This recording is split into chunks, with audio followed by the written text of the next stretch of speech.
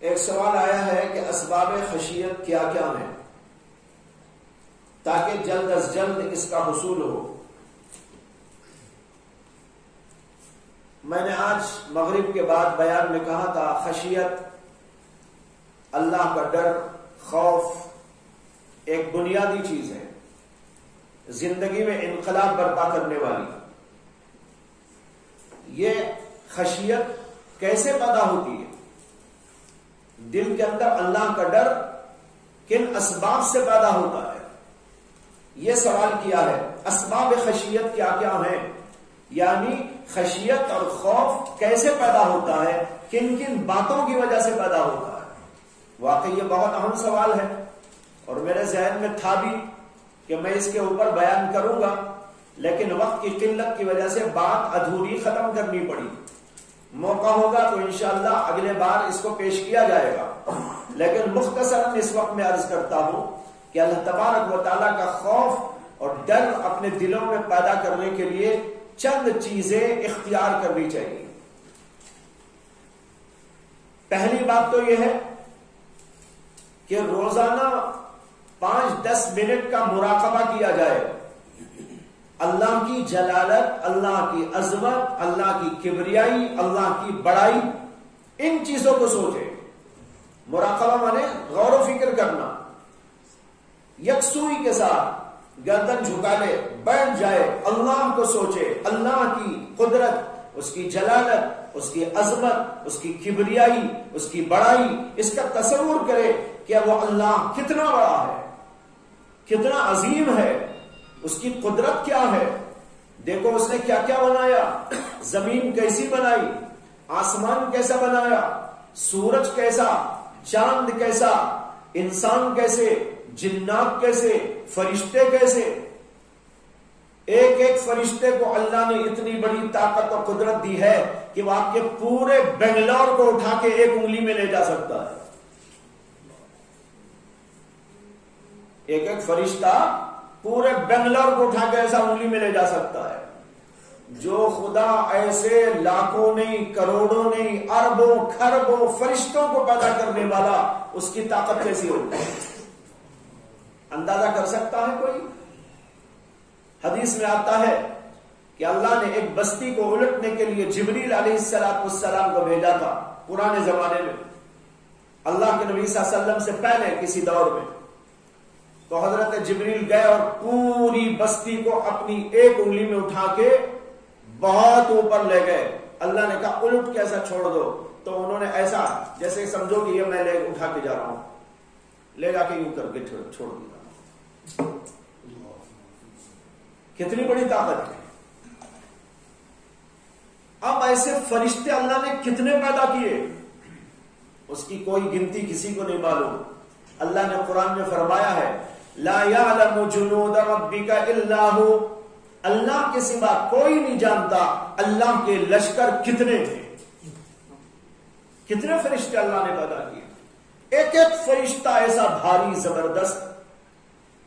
وہ اللہ جو ایسے فرشتوں کو پیدا کرنے والا ہے، اس کی طاقت کیا ہوگی، اس کی جلالت کیا ہوگی۔ جس نے آسمان ایسا بنایا، اس کی طاقت کا کیا اندازہ۔ جس نے ایسی زمین پھیلائی، اس کی طاقت کا کیا اندازہ۔ جس نے ایسے ایسے پہاڑ پیدا کیے، پہاڑوں کو دیکھو کیا قوی ہیں، کیسے عجیب اور بھاری بھرکم ہے۔ پورے بنگلور والے مل کر ایک پہاڑ کو جا کے دھکا دے، ہل جائے گا؟ نہیں ہلے گا۔ اب اندازہ کرو کہ وہ پہاڑ جو اللہ نے ایسا بنایا، صرف اپنے کن کے لفظ سے پیدا کروا دیا، وہ اللہ کتنی بڑی طاقت والا ہے۔ ہم لوگ یہاں بیٹھے ہوئے ہیں، کتنے ہیں، حال بھرے ہوئے ہیں۔ یہاں پر ایک شیر گھس جائے، کیا گھس جائے؟ شیر۔ آپ میں سے ایک بھی باقی نہیں رہے گا یہاں۔ میں بھی بھاگ جاؤں گا، آپ بھی بھاگ جائیں گے۔ اب دیکھو ایک شیر کی اتنی بڑی طاقت، ایک شیر کی ایسی جلالت کہ اتنے بڑے بڑے مجموعوں کو بھگا دے اور اس کا روب سب پر طاری ہو جائے۔ وہ خدا جس نے ایسے کروڑوں شیروں کو دنیا میں پیدا کر رکھا ہے، اس کی طاقت کیسی، اس کی جلالت کیسی، اس کی عظمت کیسی، اس کی کبریائی کیسی، یہ کون تصور کر سکتا ہے؟ تو لہذا یہ تصور کرنا چاہیے اللہ کی قدرت، اللہ کی جلالت، اس کی عظمت، اس کی بڑائی، کبریائی۔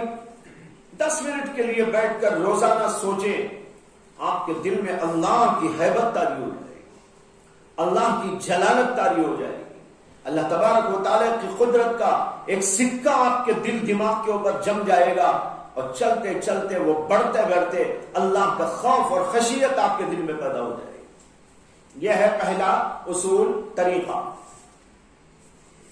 دوسری بات، دنیا میں جو حوادث پیش آتے ہیں،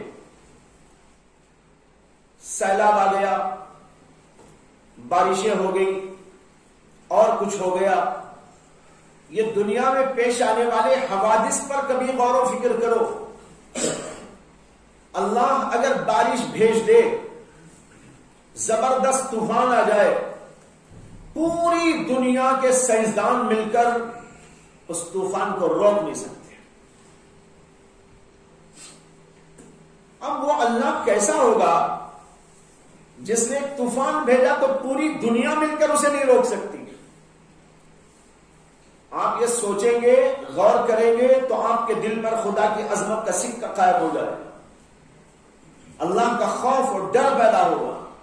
کیسی بڑی طاقت ہے، کیسی عظیم ہستی ہے، کیا کیا اس نے پیدا کیا ہے، کیسی کیسی چیزوں کو پیدا کیا ہے، یہ بھی سوچنے کی بات ہے۔ ایک تو چیزوں کو سوچو، ایک حوادث جو پیش آتے رہتے ہیں اللہ کی طرف سے دن و رات، ان کے اوپر غور و فکر کرو، یہ دوسری بات ہوئی۔ تیسری بات یہ ہے کہ قرآن کریم کو غور سے پڑھو، اس کے اندر اللہ کی صفات بیان کی گئی، جگہ جگہ جگہ جگہ ان اللہ علی کل شیء قدیر، اللہ ہر چیز پر قدرت رکھنے والا ہے، کوئی چیز ایسی نہیں جو اللہ کی قدرت سے باہر ہو۔ قرآن میں اللہ کی جلالت کا بیان ہے، کہیں اللہ نے اپنے آپ کو جبار کہا، کہیں قہار کہا، کہیں قادر مطلق کہا، کہیں ذوالجلال والاکرام کہا، مختلف صفات باری قرآن کے اندر موجود ہے۔ چلتے چلتے، پڑھتے پڑھتے، اس کے اوپر نگاہ ڈالتے جاؤ، سوچتے جاؤ، آپ کے دل کے اندر اللہ تبارک و تعالیٰ کی ہیبت اور اللہ کا جلال سماتا چلا جائے گا کہ وہ کتنا بڑا ہے، کیسا عظیم ہے۔ یہ اللہ کی صفات پڑھ پڑھ کر اپنے دل و دماغ میں اللہ کی جلالت و عظمت کو بٹھانا چاہیے۔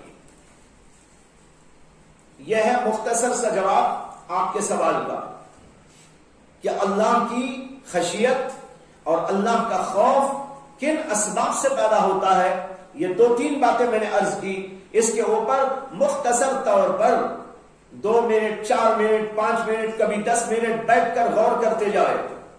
ضروری نہیں کہ 10 ہی منٹ، کبھی 2 منٹ غور کر لو، کبھی 4 منٹ غور کر لو، کبھی 5 منٹ کے لیے بیٹھ جاؤ، کبھی موقع ہے تو 10 منٹ کے لیے غور فکر کرو۔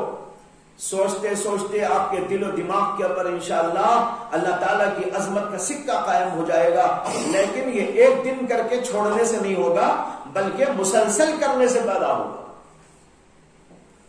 بعض لوگ کچھ سنتے ہیں تو 1-2 دن کر کے چھوڑ دیتے ہیں۔ ان کی مثال ایسی ہے جیسے ایک آدمی بیمار ہوا، ڈاکٹر کے پاس گیا، ڈاکٹر نے اسے 2 مہینے کھانے کے لیے گولیاں دے دی، ٹیبلٹس 2 مہینے کھانا ہے، صبح میں ایک بار، دوپہر میں ایک بار، شام میں ایک بار، 2 مہینے تک۔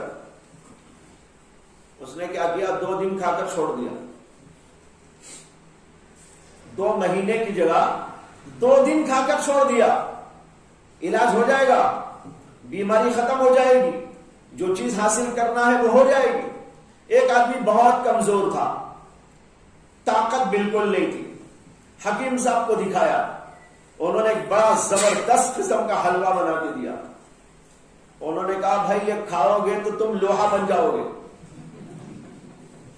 حکیم صاحب نے کہا ایسا بنایا ہوں کہ اگر تم اسے کھاؤ گے تو لوہا بن جاؤ گے، لیکن 1 سال تک کھانا پڑے گا یا 6 مہینے تک کھانا پڑے گا۔ صبح میں 1 چمچ، شام میں 1 چمچ، 6 مہینے تک کھاؤ۔ اب وہ 6 دن کھا کے چھوڑ دیا، کہاں سے آئے گی طاقت، کہاں سے آئے گی قوت؟ 6 مہینے کا حلوہ 6 دن میں کھا لیا، اور اگر خدا نہ خواستہ اس نے 6 ہی دن کے اندر 6 مہینے کا حلوہ کھا گیا، پھر تو چولہا میں لگ جائیں گے، وہ بھی غلط ہے۔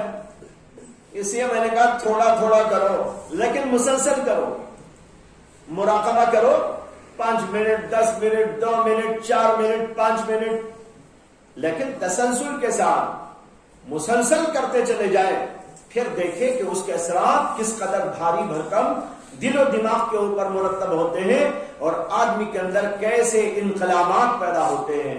بہت سارے لوگ باتوں کو سنتے ہیں لیکن عمل میں نہیں لاتے، اس لیے اس کے فوائد و برکات کا اظہار نہیں ہوتا۔